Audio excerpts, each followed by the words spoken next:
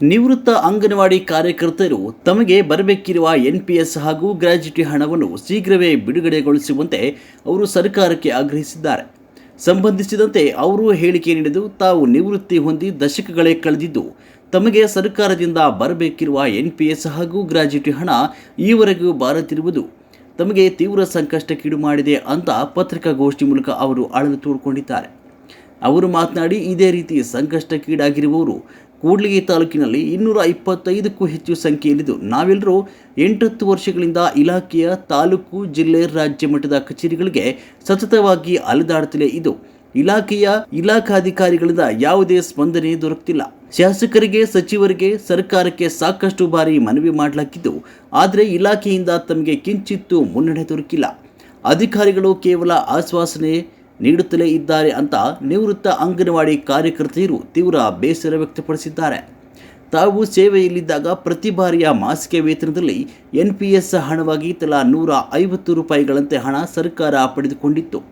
ನಿವೃತ್ತಿ ಹೊಂದಿ ದಶಕಗಳಾದರೂ ಕೂಡ ನಯಾ ಪೈಸೆ ಕೂಡ ಬಿಡುಗಡೆ ಮಾಡ್ತಾ ಇಲ್ಲ ಅಂತ ಅವರು ದೂರಿದ್ದಾರೆ. ತಾವು ಸರ್ಕಾರಕ್ಕೆ 2-3 ದಶಕಗಳ ಕಾಲ ಕನಿಷ್ಠ ವೇತನಕ್ಕೆ ಗರಿಷ್ಠ ಮಟ್ಟದ ಸೇವೆ ಸಲ್ಲಿಸಿದ್ದು, ಅದ್ಯಾಗೋ ಮಾಸಿಕ ವೇತನದಲ್ಲಿ ಪಡೆದಿರುವ NPS ಕಂತಿನ ಹಣವನ್ನು ನಿವೃತ್ತಿಯಾದ ಬಳಿಕ ಸರ್ಕಾರ ಪಿಂಚಣಿ ಹಣ ನೀಡದೆ ನಿರ್ಲಕ್ಷ್ಯ ಮಾಡ್ತಿದೆ ಅಂತ ಆಕ್ರೋಶ ವ್ಯಕ್ತಪಡಿಸಿದ್ದಾರೆ.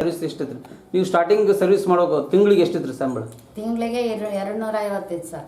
ಅದಾದ್ಮೇಲೆ ಮತ್ತೆ 500 ಆಯ್ತು ಸರ್. ಅದಾದ್ಮೇಲೆ 1000 ಆಯ್ತು ಸರ್. ಅದಾದ್ಮೇಲೆ ಮತ್ತೆ 2000 ಕೊಟ್ರು. ಆಮೇಲೆ 5000 ಕೊಟ್ರು ಸರ್. ಲಾಸ್ಟು ನಾವು ತಗೊಂಡಿರೋ ಪೇಮೆಂಟ್ 1 ವರ್ಷದ್ದು 8000 ಸರ್. ಲಾಸ್ಟ್ ಒಂದು ತಿಂಗಳಿಗೆ 8000 ಅಂತೆ 1 ವರ್ಷ ತಗೊಂಡಿದ್ವಿ ಸರ್. ಅಷ್ಟೇ. ರಿಟೈರ್ಡ್ ಆಗ್ಬಿಟ್ಟು ಸರ್. ರಿಟೈರ್ಡ್ ಆಗಿ ಎಷ್ಟನೇ ವರ್ಷ ಈಗ? ರಿಟೈರ್ಡ್ ಆಗಿ 8ನೇ ವರ್ಷ ಸರ್. 8ನೇ ವರ್ಷ ಆದ್ರೂ ಕೂಡ ನಿಮಗೆ NPS ಬಂದಿಲ್ಲ, ಗ್ರ್ಯಾಚ್ಯುಟಿನೂ ಬಂದಿಲ್ಲ ಸರ್. ಯಾವುದೇ ರೀತಿ ಯಾವುದೇ ರೀತಿನೂ ಇಲ್ಲ ಸರ್. ಇಡಿಗಂಟು ಕೇಳಿದ್ರೆ ನಿಮ್ದು NPS ಲೇಟ್ ಆಗುತ್ತೆ ಅಂತ ಹೇಳಿದ್ರು ಸರ್ ಆಫೀಸ್ನಾಗ.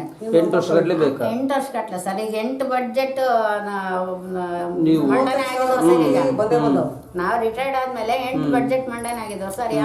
ಯಾವ ಬಡ್ಜೆಟ್ನಾಗೂ ನಮ್ಗೆ ಅಮೌಂಟ್ ಇಲ್ವಾ? ಯಾವ ಸರ್ಕಾರನೂ ನಮಗೆ ಕೊಟ್ಟಿಲ್ಲ. ಮತ್ತೆ ನಿಮ್ದು ಇಲಾಖೆ ನೋಡಿದ್ರೆ ಸಮಾಜ ಕಲ್ಯಾಣ ಅಲ್ಲ ಇದೆ ಸರ್. ಮಹಿಳಾ ಮತ್ತು ಮಕ್ಕಳ ಕಲ್ಯಾಣ ಇಲಾಖೆ. ಆದ್ರೆ ಯಾವುದೇ ತರದ್ದು ನಮ್ಮನ್ನು ಮಹಿಳೆಯರನ್ನು ಶೋಷಣೆ ಮಾಡ್ತಾ ಇದಾರೆ ಸರ್. ಅಷ್ಟು ಬಿಟ್ರೆ ಆ ಇಲಾಖೆಯಿಂದ ನಮ್ಗೆ ಜಿಲ್ಲಾ ಮಹಿಳಾ ಮತ್ತು ಮಕ್ಕಳ ಕಲ್ಯಾಣ ಇಲಾಖೆ ನೀವು ಸಂಪರ್ಕ ಮಾಡಿದ್ರಿ? ಮಾಡಿದ್ವಿ ಸರ್. ಆಮೇಲೆ ಕಾರ್ಯದರ್ಶಿಗಳು ಯಾರು ಅವ್ರಿಗೂ ಪತ್ರ ಹಾಕಿದ್ರಿ? ಹಾಕಿದ್ವಿ ಸರ್. ಅಲ್ಲೇನೂ ಕೊಟ್ಟು ಬಂದ್ವಿ. ಬೆಂಗಳೂರಾಗ ಹೆಡ್ ಆಫೀಸ್ನಾಗ ರೇಖಾನ CDP ಅವ್ರಿಗೂ ಕೊಟ್ಟು ಹೆಡ್ ಆಫೀಸ್ ಮಾತಾಡ್ ಬಂದ್ವಿ ಸರ್. ಅಧಿಕಾರಿಗಳನ್ನು ಕೊಟ್ಟು ಬಂದ್ವಿ ಸರ್. ಅವರು ಅದನ್ನೇ ಹೇಳ್ತಾ ಇದಾರೆ. ನವೆಂಬರ್ ತಿಂಗಳ ಕೊಟ್ಟಿದ್ವಿ ಸರ್. ಈ ತಿಂಗಳ ಲಾಸ್ಟಿಗೆ ಬಂದ್ಬಿಡ್ತಾವಮ್ಮ, ನೀವೆಲ್ಗೂ ಹೋಗ್ಬೇಡ್ರಿ ಅಂತ ಹೇಳಿದ್ರು ಸರ್. ನಾವು ಅಲ್ಲಿನೂ ಪೇಪರ್ನವ್ರಿಗೂ ಹೋಗ್ತೀವಿ, ಮಾಧ್ಯಮದವ್ರಿಗೂ ಕೊಡ್ತೀವಿ. ಇನ್ನು 15 ದಿವಸದೊಳಗೆ ನಮ್ಗೆ ಅಮೌಂಟ್ ಬೀಳ್ಬೇಕಂತ ಹೇಳಿ ಬಂದಿದ್ವಿ ಸರ್. ಆದ್ರೆ ಅವ್ರು ಈ ತಿಂಗಳ ಕೊನೆಗೆ ಕೊಟ್ಬಿಡ್ತೀವಮ್ಮ, ನಿಮಗೆ ಪೇಪರ್ನವ್ರು ಅಲ್ಲಿ ಕೊಡೋದು, ನಾವು ಕೊಡೋದು ಅಂತ ಹೇಳಿದ್ರು ಸರ್. ಮಾಧ್ಯಮದವರೆಲ್ಲ ಕೊಡೋದು, ನಾವು ಕೊಡೋದು, ನೀವು ಅಲ್ಲವರೆಗೆ ಯಾಕೆ ಹೋಗ್ತೀರಾ, ಬಂದ್ಬಿಡ್ತವೆ ಅಂತ ಹೇಳಿದ್ರು ಸರ್. ಅವ್ರಿಗೆ ಕೊಟ್ಟು ಅವ್ರ ಹತ್ರ ಮಾತಾಡ್ ಬಂದು ಈಗ 3 ತಿಂಗಳಾಯ್ತು ಸರ್. ಅದು ಆ ಸೆಂಟರ್ ನಾವು ಅಲಿಯಷ್ಟೊತ್ತಿಗೆ 4 ಬಿಲ್ಡಿಂಗ್ ಹತ್ತಿ ಇಳಿದು ಏನ್ ಹೇಳ್ತೀರಮ್ಮ ನೀವು? ಏನು ಹೇಳಿ ಸರ್, ಕೊಡ್ರಿ ಅಂತ ಕೇಳ್ತೀವಿ. ನಮಗೆ ಇಂಥ ಪರಿಸ್ಥಿತಿ ಐತೆ, ಕಾಲಿಲ್ಲ, ಕಣ್ಣಿಲ್ಲ, ಊಟದ ತೊಂದರೆ ಆಗೈತೆ. ನಮಗೆ ತಿಂಗಳ ಇಷ್ಟು ಅಂತ ಒಂದು 5,000 ಕೊಟ್ಟರೆ ನಾವು ಯಾಕಂದ್ರೆ ಇಟ್ಟು ಔಷಧಿ ಹೋಗಿ ನಿಂತ್ಕೊಂಡು ಜೀವನ ಮಾಡ್ತೀವಿ. ಇರೋವರೆಗೆ ಕೊಡಲ್ಲ, ಸತ್ಯವಂದ್ರೆ ಇನ್ನೇನು ಬೇಡ, ಅಲ್ಲವರೆಗೆ ಕೊಡಲಿ. ಯಾಕೆ ಕೊಡೋಲ್ಲ? ಈಗೆಲ್ಲ ಮೇಷ್ಗಳಿಗೆ 50, 40, 70,000 ಪೆನ್ಷನ್, 90,000 ಪೇಮೆಂಟ್. ಇವತ್ತು ನಮಗೆ ಕೊನೆಗೆ 10,000 ನಾನು ಕೇಳ್ದಕ್ಕೆ 10,000 ಕೊಟ್ಟರೆ ತಿಂಗಳ ಇಷ್ಟು ನಾವು ಅವ್ರ ಮನೆಗಳಿಗೆ ಇಟ್ಕೊಟ್ರೆ ತಂದು ಕೊಡ್ತಾರೆ ಬಿಡು ಅಂತ ಖುಷಿಯಾಗಿ ಮಾಡಿ ಹಾಕ್ತಾರೆ. ಅದು ಇಲ್ಲ ಅಂದ್ರೆ ಈಗ ಏನು ಮಾಡಿ ನಾನು ಜೀವನ ಮಾಡೋಕ್ಕೆ ಅದು ಹೇಳ್ತಲ್ಲ, ಹೋಗಲ್ಲ ಕುತ್ಕೊಳ್ಳವ ಮಾಡಿದ್ಮೇಲೆ ಹೋಗು ಅಂತಾರೆ. ಮೊಮ್ಮಕ್ಕಳು ಬರ್ತಾವೆ, ಅಜ್ಜಿ ಏನಾಯ್ತು ಕೊಡು ಅಂತಾರೆ. ನಾನು ಏನು ಕೊಡ್ಲಪ್ಪ ಇಲ್ಲದ್ದು. ಬೆಂಗಳೂರು ಮಾನ್ಯ ನಿರ್ದೇಶಕರ ಹತ್ತಿರವೂ ಅವ್ರ ಆಫೀಸಿಗೆ ಹೋಗಿದ್ವಿ. ಒಂದು 10 ಜನ ಹೋಗಿದ್ವಿ, ಅಲ್ಲೂ ಕೇಳಿದೀವಿ. ಎಷ್ಟು ದಿನ ಹಿಂದೆ ಕೊಟ್ಟಿರಿ ನೀವೆಲ್ಲ? ಕೊಟ್ಟು ಎಷ್ಟು ದಿನ ಆಯ್ತು? ಏನನ್ನ ಅರ್ಜಿ ಕೊಟ್ಟು ಈಗ 1 ತಿಂಗಳಾಯ್ತು. ಯಾವುದೇ ರಿಪ್ಲೈ ಬಂದಿಲ್ಲ. ಅವ್ರು ಬರುತ್ತೆ ಅಂದ್ರು. ಅವ್ರು ನಿಮ್ಮ ಹಣ ಎಷ್ಟೆಷ್ಟಿದೆ ಅಂತ ನೋಡಿ ಹೇಳಿದ್ರು. ಅದ್ರ ದುಡ್ಡು ಮತ್ತೆ ನವೆಂಬರ್ ತಿಂಗಳಲ್ಲಿ ಕೊಟ್ಬಿಡ್ತೀವಿ ಅಂತೇಳಿ 3 ತಿಂಗಳಾಯ್ತು. ಇವತ್ತಿನ ಅಂದಾಜು ಎಷ್ಟು ಹೋಗುತ್ತೆ ಒಬ್ಬರಿಗೆ? ನಿಮ್ ತಲಾ ಈಗ ನಿಮಗೆ ಎಷ್ಟು? ನಿಮ್ಗೆ ಎಷ್ಟು? ನನಗೆ 130 NPS 130 ಬರಬೇಕು. ಗ್ರಾಜ್ಯುಟಿ ಫಂಡ್ 130 ಬರಬೇಕು. ಎರಡು ಗ್ರಾಜ್ಯುಟಿ ಫಂಡ್ ಮತ್ತೆ NPS ಇದು ಪೆನ್ಷನ್ ಸಿಸ್ಟಮ್ NPS ಮತ್ತೆ ನಮ್ಮದೇ ದುಡ್ಡು 3 ಕೊಟ್ಬಿಟ್ಟು ಸರ್ಕಾರ ಅದಕ್ಕೆ ಬಡ್ಡಿ ಹಾಕಿ ಕೊಡ್ಬೇಕಿತ್ತು. ಇದು ಎಲ್ಲ ನಿವೃತ್ತ ಅಂಗನವಾಡಿ ಕಾರ್ಯಕರ್ತರ ಸಮಸ್ಯೆ. ಇದು ಒಬ್ಬರದಲ್ಲ. NPS ಬರಬೇಕು ಮತ್ತು ಗ್ರಾಚ್ಯುಟಿ ಫಂಡ್ ಬರಬೇಕು, ಎರಡೂ ಬರಬೇಕು. ಇಡಿಗಂಟು ಅದು ಒಂದು 3 ವರ್ಷ ಅತಿ ಹತ್ತಿರ ಸೇವಾ ನಿವೃತ್ತಿ, ಅತಿ ಹತ್ತಿರ ಇರತಕ್ಕಂಥವ್ರಿಗೆ ಅವರಿಗೆ ಈ NPS ಯೋಜನೆ ಹಣವನ್ನು ಬರುದಿಲ್ಲ, ಅವ್ರಿಗೆ 50,000 ಸರ್ಕಾರವೇ ಇಡಿಗಂಟು ಅಂತ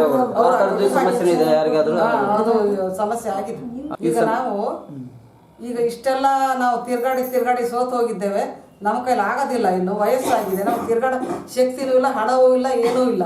ನಾವು ಬೀದಿಗೆ ಬಂದಿದ್ದೇವೆ.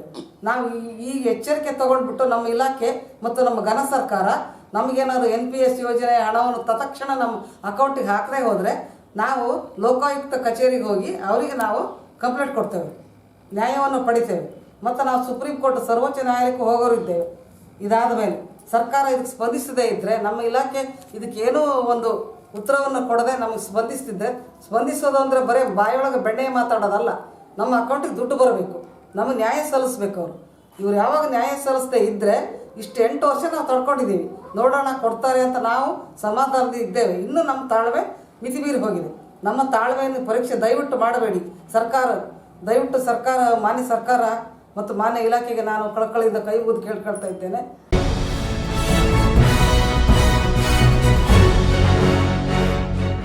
ನಿರ್ಭೀತಿ, ನಿಷ್ಪಕ್ಷಪಾತ, ನಿಖರವಾದ ಸುದ್ದಿಗಳಿಗಾಗಿ ನೀವು ನೋಡ್ತಾ ಇರಿ UK ಟಿವಿ ಕರ್ನಾಟಕ.